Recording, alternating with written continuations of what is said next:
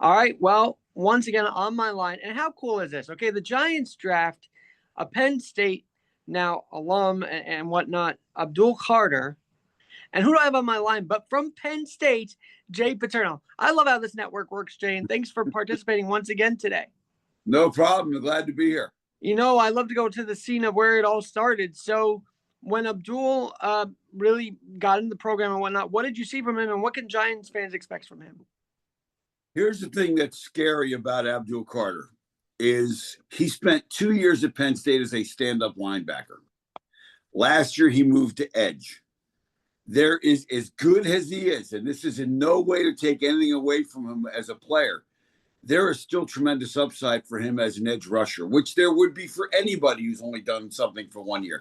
So as good as he is, and as worthy as he is of being the number 3 pick, some would say number 2, as good as anybody in the draft, there is still a tremendous upside. That being said, the fact that he spent 2 years as a stand-up linebacker means he now can do a couple of things for the Giants in their defensive scheme if they want to, which means you can now take him and have him play some linebacker and drop into coverage. Not that that's what you want to do, but certainly it gives you the ability to get him and blitz him from a linebacker spot where now a running back might have to block him rather than your best tackle getting matched up on him. So this could be really be a great pick for the Giants in terms of the versatility he brings and on top of that type of football player is.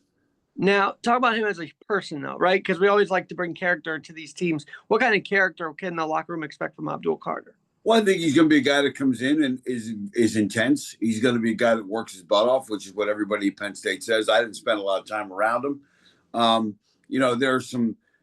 There were some off the field things that he got involved with, but the question when you're the Giants and you evaluate off the field or any other team, you have to say, are we looking at a bad kid or are we looking at a good kid who made a mistake?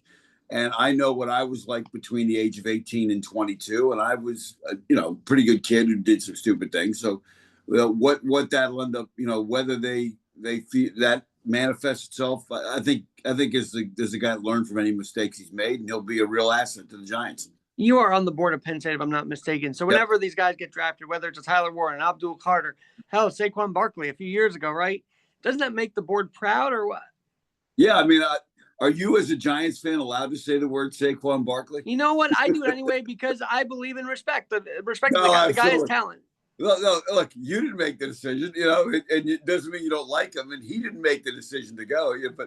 But yeah, I mean, there's certainly an element of, ultimately that's what you want. I mean, the first thing I care about is how are we doing on the field at Penn State, and then their pro careers after that, which was really the same way we took that approach when I coached here for 17 years. We would go into a kid's home and say, if you want to, we're interested in guys that want to get a big time education, that want to be part of a team that competes for a national championship and a Big Ten championship, and then goes to the NFL. So that was kind of what. And I've seen James Frankel go into different homes of these guys, right? If I'm not mistaken. Yeah, and I think if you're trying to really build a football program that's going to be sustainable and successful on the field, at the college level, that's what you have to have. You have to have guys interested in doing things in the classroom, doing things for their teammates. And a lot of that, the pro career will kind of develop itself out of that. All right. I got to ask this because obviously you were around your father, Joe Paterno, for forever. How proud was he when he got a kid drafted in the NFL? Was he like beaming or what?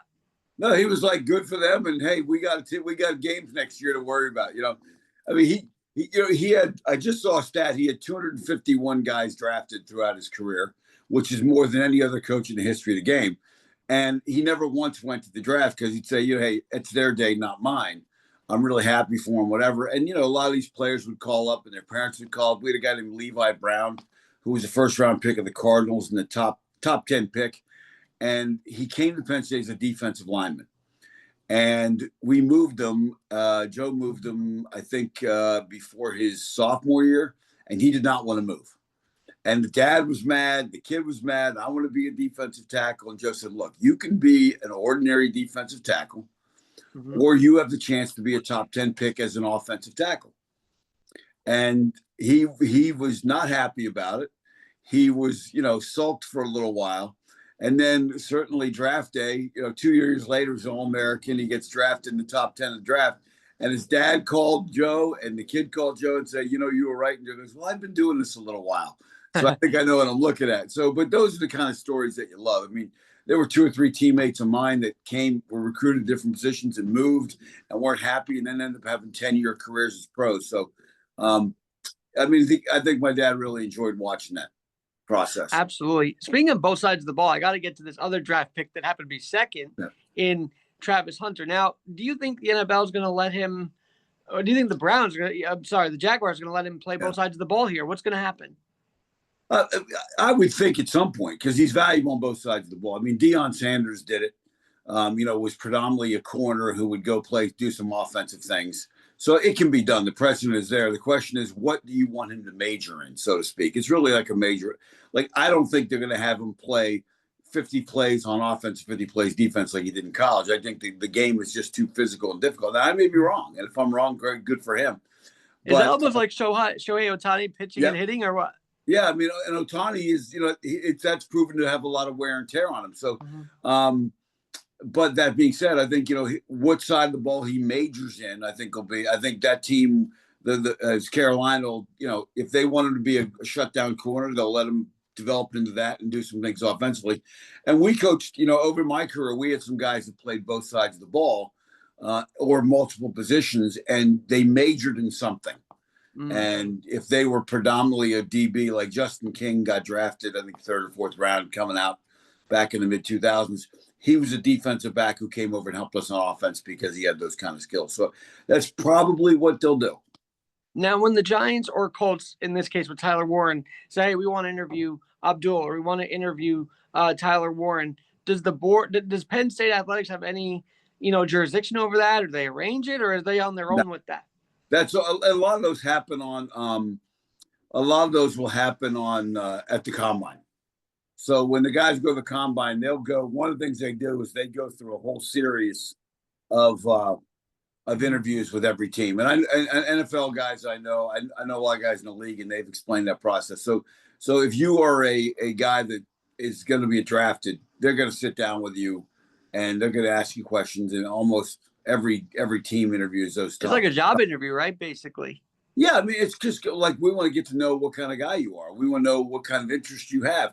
And it's something when we would bring in, when I was coaching quarterbacks at Penn State, when kids would come in for their visits, we'd sit down and do kind of a film meeting with them and get a feel for, what's their interest, their football IQ. We would sit down with them, and we walked away from some guys that were disinterested, that didn't seem to have that intellectual curiosity, because you got to have that to play, especially at the NFL level. So you were a coach for 17 years. Yeah. In those 17 years, were the interviews as prevalent? I feel like the Shedeur situation really highlighted how important the interviews are, it sounds like to me. So were interviews a thing 17 years, in those 17 years? Yeah, they've been doing that a long time. And the NFL's been doing that.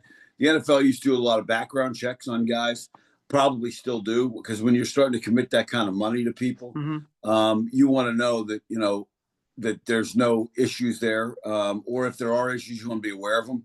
But I think it's one of those things that, it's not new. I think when there's a high profile guy that is sliding down draft boards, I think that's when teams start to leak out maybe some negative things. Or if a guy's coming up the draft board, people leak out like, this guy really did well in these elements, because, the fans are all paying attention. I mean, you went back 16, 17, 20 years ago, you didn't have, announcements of Mel Kiper's mock draft 2.0 or 3.0, or Todd McShay's mock draft is now out.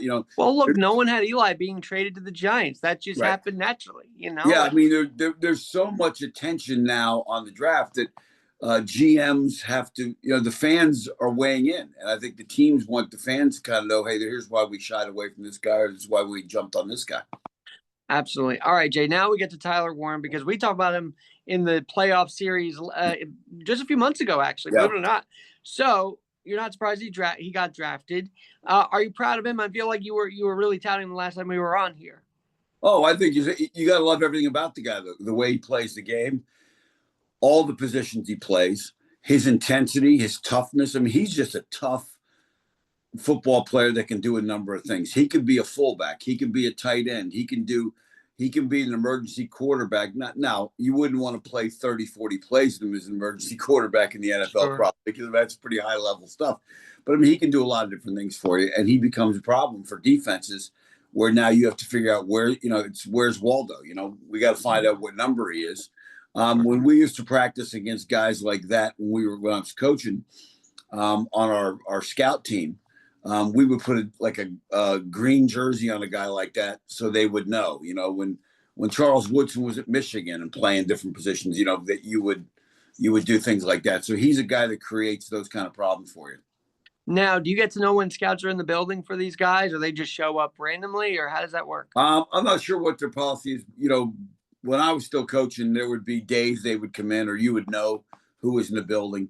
I don't know. And we used to limit it to maybe 2 weeks in the fall because we don't want a lot of distractions at practice. But every school has a different policy on that.